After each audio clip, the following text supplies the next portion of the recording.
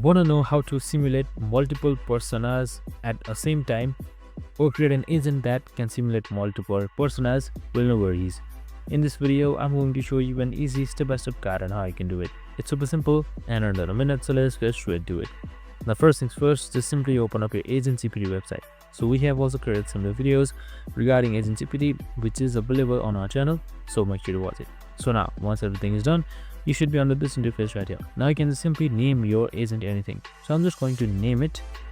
So once you have named it, we need a prompt or a goal. So you can just simply type in this. So now as you can see right here, we simulate a conversation between multiple personas. We input a scenario, either in a school or work or anything that you like, and define it. Now once everything is done, you can just simply select enter right here, and it would start building your agent for you. And that's it. I hope this video helped. This is how you easily build personas for yourself. Make sure to like, subscribe, and tune in with us for more similar videos. See you in the next one.